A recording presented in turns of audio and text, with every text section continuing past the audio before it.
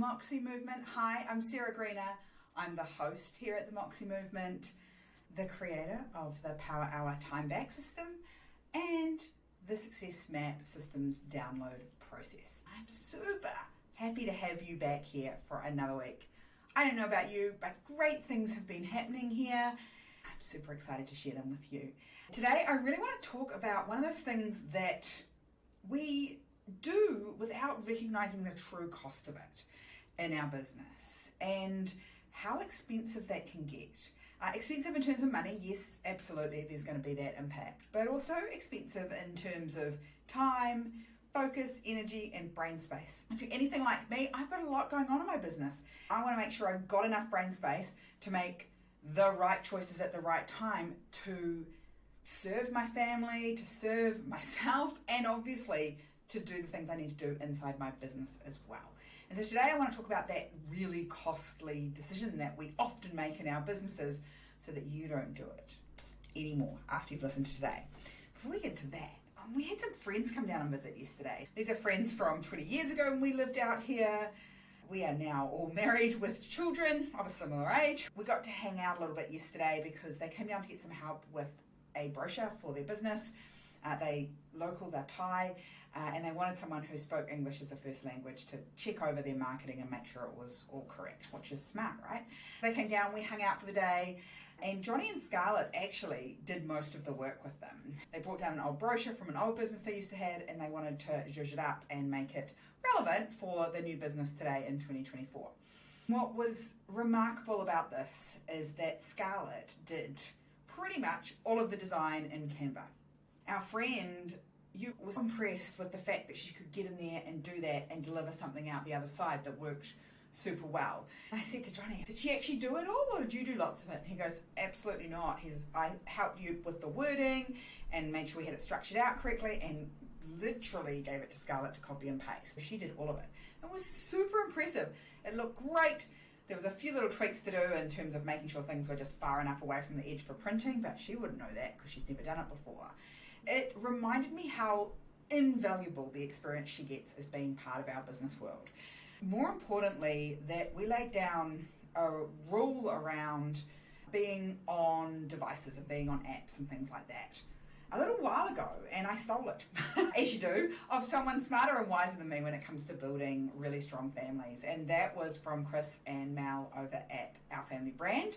The reason that I stole it was because they had they're probably a bit older now, they're probably in their late teens. Their sons built a business called Create or Complain, and they had a family value, a family mantra that said you can either be a creator or you can be a complainer, but you can't be both at the same time. In their family, that they chose to be creators, which I really loved.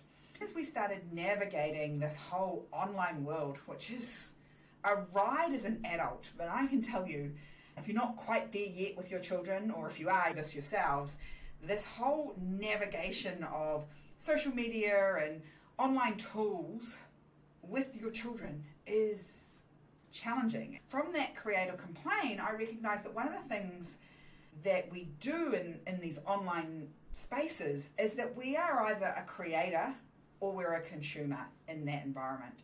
We made a very important distinction with Scarlett around being a creator or being a consumer. When she's consuming, we're quite deliberate about what it is she consumes. Yes, some crap gets in there. Yes, some stuff that's not super inspiring or powerful gets in there. She definitely looks over my shoulder sometimes when I'm having a little scroll on the internet.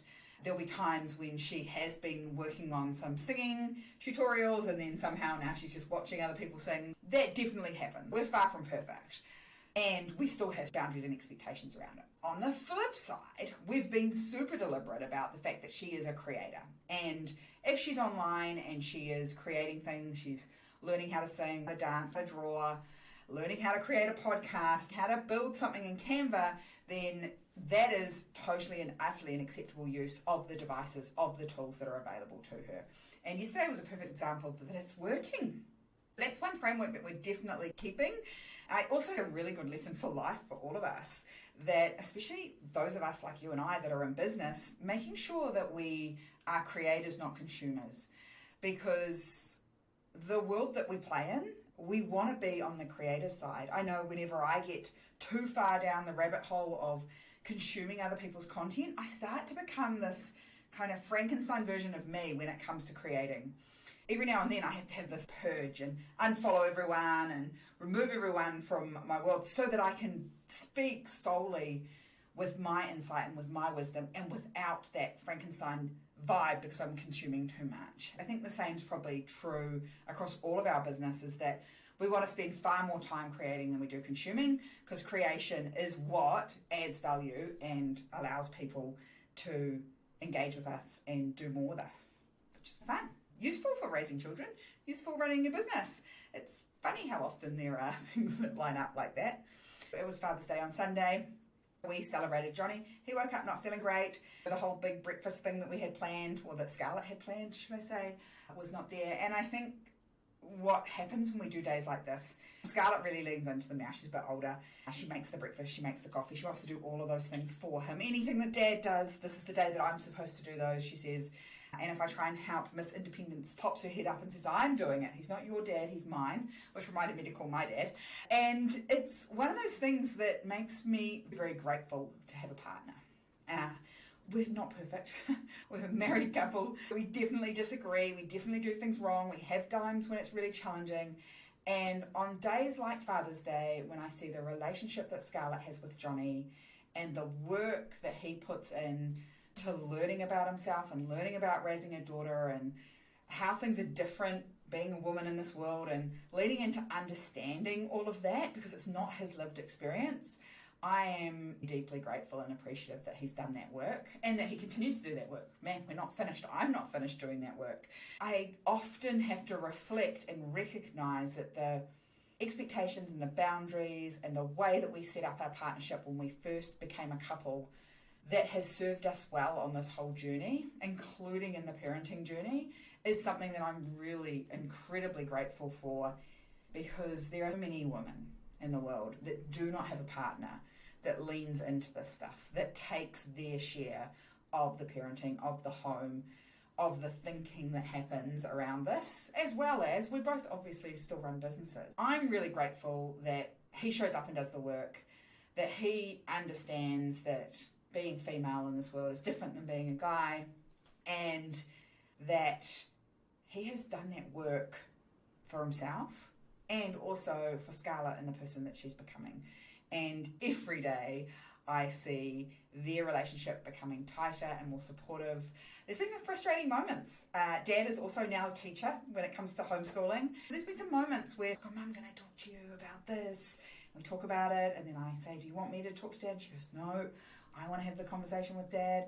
And he takes that feedback well, which I am delighted by, and I love seeing their relationship get stronger and stronger, because when you think about it, that's her first relationship with an older male, and how he treats her, the respect that he gives her, or not, as the case may be, is how she's going to show up and engage with male figures throughout the rest of her life. And the fact that she feels comfortable to say when things aren't right with her dad means that I know she's going to be comfortable, or more likely to become more comfortable in other situations as well. I hope you had a great Father's Day with your family. If you've got a dad in your world, I hope you spoke to your dad and wished him happy Father's Day, because much of who we are is sculpted by that relationship we have with our father.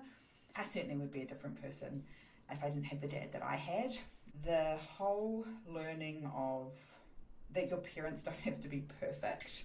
Johnny and I don't have to be perfect as parents, and we don't expect our parents to be perfect. Allowing them to be human, allowing them to make mistakes and get things wrong has drastically shifted my relationship with my parents. I think drastically shifted our relationship with parenting with Scarlett for the better. Being really clear about that with her and having those conversations with her about, hey, the first time you're doing this thing for you, first time we're doing it as parents, it helps us lean in and change the way that dynamic looks. Father's Day, awesome dads all around the world. Happy Father's Day. Hope you had a moment to appreciate the men in your world that have played those father figure roles. And this is my moment to appreciate Johnny and the work that he puts into his relationship with Scarlett. One of the things about moving countries is that there's so much more spaciousness for Johnny and I to sit and have conversations about where we've been and where we're going than there was back at home, which seems odd because not that much has changed. We're still running two businesses. We are still making sure our child gets an education. We're still looking after our health and well-being with fitness and walking and exploring. And there just seems to be more space and time. And I think some of that is, one, we don't know a whole lot of people yet. There's not a whole lot of expectations to go and do things. And two, we deliberately designed it that way. And one of the conversations that come up with this spaciousness is that some of the decisions we've been making in the last few years have been the right thing to do by other people, particularly in our businesses, and long term, not necessarily the right thing to do by us as Sarah and Johnny. It was a really insightful moment when we had this conversation over the weekend around how often our personal highest life priorities, the things that matter most to us, can end up clashing with the values we want to operate with inside our businesses. Over the past, particularly 4 years, particularly in our tourism business, we have seen this come up time and time again. And both of us will tell you that even though we have a very clear set of highest life priorities, both of us, and we know what order they go in, when these challenging situations have come up inside this business, we have made inside the business beautifully aligned values decisions. We've done the right thing by the values, by the mission, by the vision for the business. In doing that in our business role, we have not done the right thing by some of our highest life priorities. And by that, our relationships with ourselves, our relationships with each other, our relationships with Scarlett. We've made some of those outcomes less than because we've looked after this. I felt icky about some conversations that had been happening in the worlds that I move in about people just burning everything to the ground and starting again in their businesses. And I recognise now, we should all recognise, whenever something bumps up against something in us, when you're like, oh, that feels icky, it's about us. It's a little mirror popping up to show us something about ourselves. It's not actually about the other people. I was like, why does this feel icky? And it's because these people were able to put themselves and their highest life priorities first before the business.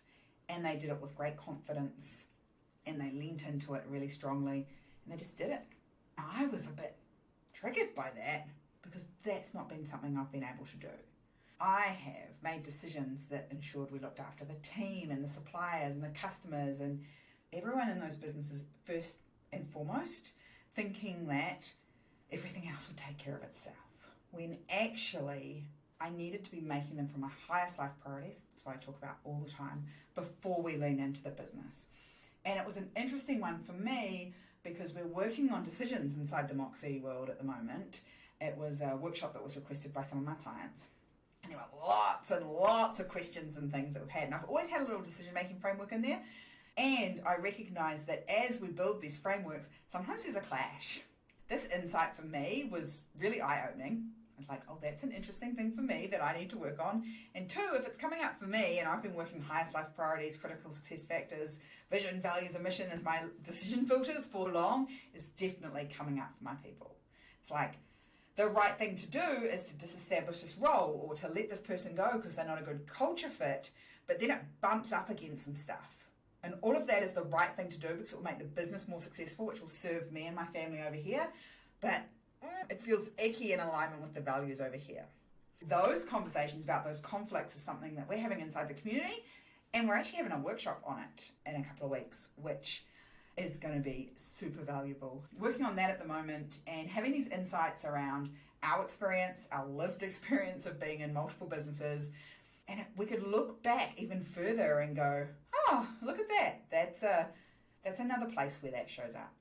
Highest life priorities, what matters most to you as an individual, and the values in your business can sometimes have a little clash.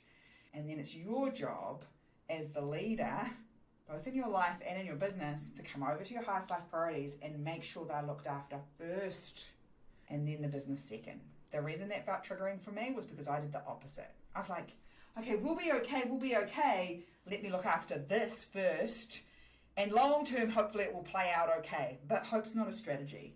People that were able to do that confidently with great certainty that, hey, these are my highest life priorities and this doesn't matter nearly as much, made me recognize that while I've done all this work, I still have work to do.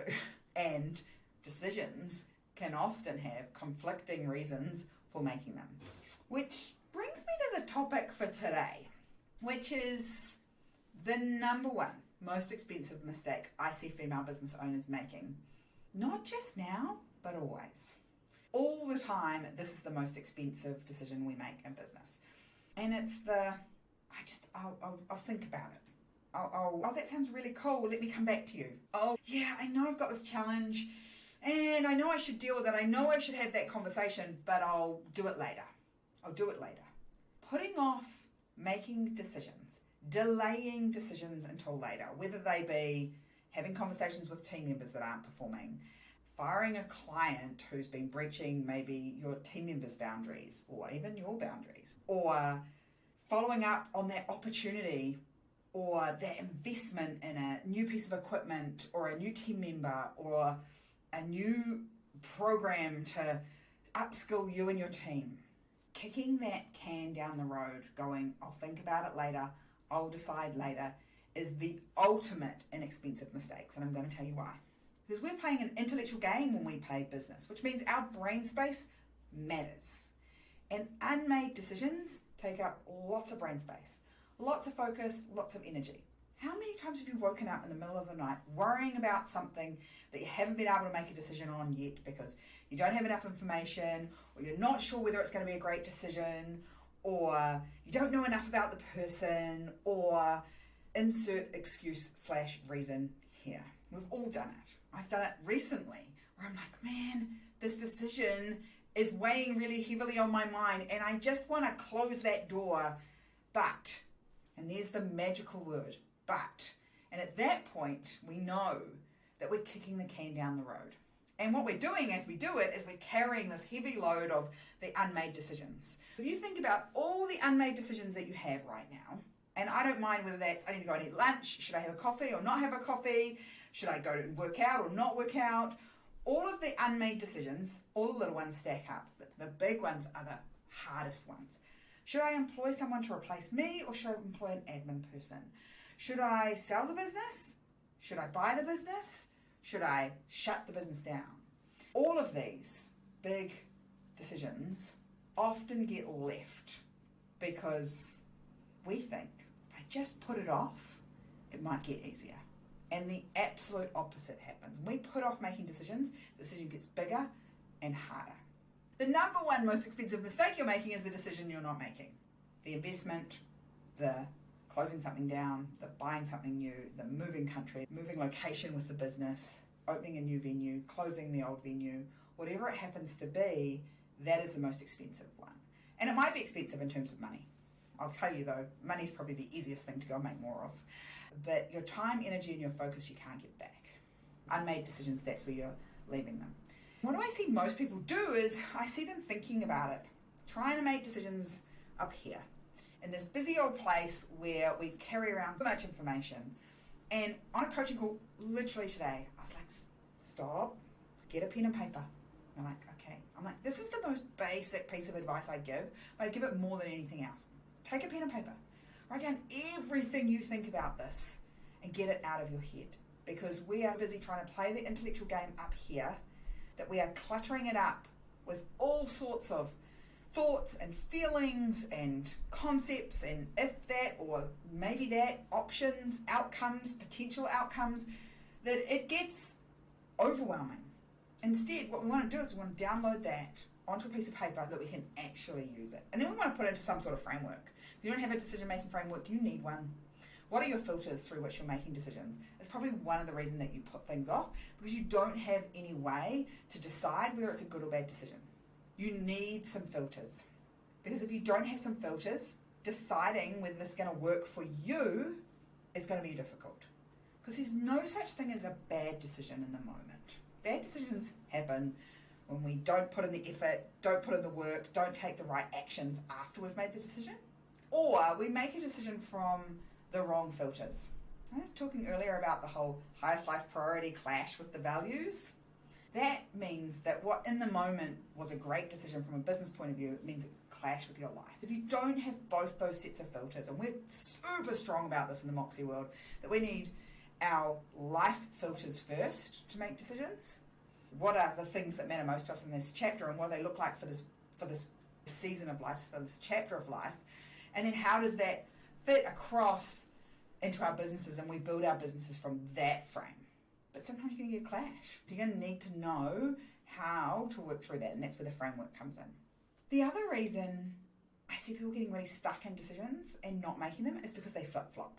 Oh, this is the right thing. Oh, no, that's the right thing. Oh, this is the right thing. Oh, no, that's the right thing. Yes, I'm in. No, I'm out. Changing their mind every 5 minutes.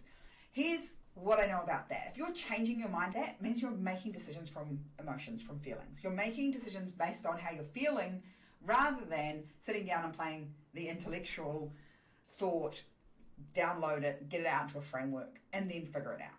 Because the one thing we know about emotions is they change constantly. A decision that was a great decision yesterday in 3 days' time might not be. For you and I, as women in business, it could just be a different time in our cycle. We're making decisions on whether we're burning something to the ground, building more from it, doing something else. From feelings is a great way to keep ourselves stuck, flip-flopping between yes and no, between that option and this option. One of the things we want to learn how to do is to notice what emotions are coming up. And we want to make sure that when we're making decisions, we're not making them from heightened emotions. Good emotions or bad emotions. Well, and they're not good emotions and bad emotions, but positive emotions and negative emotions. Resourceful and unresourceful emotions. Any heightened emotional state, I'm excited, this is going to be the best thing ever, could get you in trouble. And oh my God, things are hard and it's terrible and the world's ending, is also going to get you in trouble. Heightened emotions, whatever the colour, whatever the taste, whatever the flavour of emotion, you don't want to make a decision from there. You want to make it from a centered, grounded place. Because if we do that, then there's less chance of flip-flopping. Decisions do not get made on feelings. They get made on facts, and they get made on frameworks.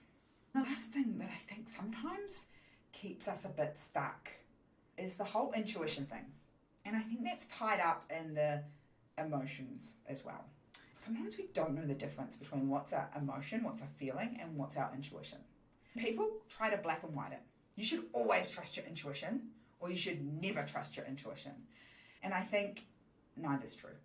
I think you need to figure out, one, what is your intuition? What is your instinct? How do you know when it's showing up for you? Because everyone's going to be different. Where do you feel it in your body when your body and your subconscious and your higher self is trying to speak to you and say, hey, good idea, or are you sure? Because we get sent these messages all the time. And it's our job to listen for them and notice them, lean into them. And they are different from, I'm feeling a thing. I'm feeling angry, frustrated, stuck, sad. I'm feeling excited, vibrant, energized. It's different from, I'm getting a message. My intuition is talking to me. My gut instinct is talking to me. And when you can tell the difference, when you can say, that sounds like a feeling, that's a fear, or a worry, or an anxiety, then don't make decisions from that. To my second point. However, intuition, whenever I've gone against my gut instinct or my intuition, and it has popped up numerous times when things are good, things are exactly where I thought they wanted to be, and then my gut instinct, my intuition started going, hello, something's not right here, and I didn't listen to it. And I can assure you that when you ignore it, when you stuff it down thinking it's a feeling rather than your intuition, it'll cost you every time. Your job is to start to understand which one's emotion and which one's intuition. When you get good at noticing and naming your feelings, then you'll be much more likely to spot that intuition when it comes up. Because they're both important. Both tell us things. Both are useful on our journey. It's just making sure we're using them in the right way. The number one most expensive mistake you're making is to not make a decision, because it's keeping you stuck. It's keeping you right where you are. I know is the last thing I want to do is wake up in 12 months' time right where I am, the same person I am with the same knowledge and the same understanding that I have today. versus making a decision, taking some action, figuring out what I'm going to measure whether that'll be successful on, and getting into it and getting something done. Because at the end of that decision, when I go, we've done it for 6 weeks, 6 months, a year, and here are the things I thought would happen, and they didn't, I'm going to know some more stuff that I can make a better decision next time. Or, alternatively, I will have won. I will have got some great results. I'll be like, man, we won. Like, that decision was a great decision. Look what we did. We took all the actions and great outcomes happened. I will also be smarter. I will also know some things. I'll be able to amplify some things that are great, and there'll still be things that didn't go well that I can twist and change. And both of those outcomes, whether I make a decision and it gives me what I want, or I make a decision and it doesn't give me what I want, will always be a great decision, because I'll be further down the journey. I'll know some more things, and I won't be stuck. Because the one thing you never want to be on this business journey is stuck. Momentum gets momentum. When you're trying to drive your business with the park brake on, because you as the leader are stuck, because you choose not to make decisions, you're making everything harder. Not just for you, but for your team. If you've got people that are following you as the leader in your business, who are looking for you to make decisions and move things forward, you will become the bottleneck. Stop putting the decision off. Sit down, figure out your framework, figure out your filters, and then make the decision that you can get on with some new facts, some new information, moving yourself forward. And if you don't have those, if you don't have your filters and you don't have your framework, let's jump on a quick call. Because in the Moxie world, we've got all that stuff. All of those things that can help you look at the information that you have, the options that you have, and the potential outcomes you have, and put them into a simple, easy to digest for you and for other people, and make a great decision. And more often than not, that means you get great outcomes. If this is something you need some help with, then grab the link in the show notes. There's a link there to grab a quick one-to-one call with me, and we can talk about you and your decisions that are coming up and how to put your filters and your frameworks in place. In the meantime, till next time, stay Moxie.